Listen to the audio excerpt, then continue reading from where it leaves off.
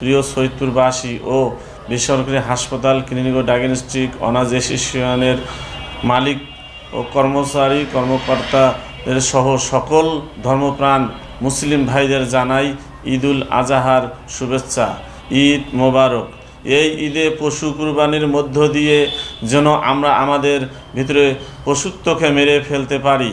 কুরবানির ময়লা আবর্জনা একটি নির্দিষ্ট স্থানে গর্ত করে পুঁতে রাখবেন যেন দুর্গন্ধ না ছড়ায়। এদিকে অবশ্যই নজর রাখবেন, আপনার কুরবানির ময়লা আবর্জনা একটি নির্দিষ্ট স্থানে গর্ত করে পুঁতে রাখবেন যেন দুর্গন্ধ না ছড়ায়। এদিকে অবশ্যই নজর রাখবেন আপনারা কুরবানি যেন অন্য কারো অসুবিধা কারণ না হয়।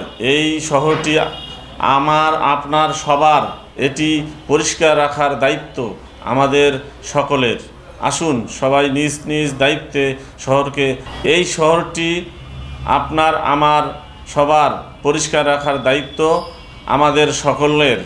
আসুন সবাই নিজ নিজ দায়িত্বে শহরকে, আপনার এলাকাকে দূষণ মুক্ত রাখি।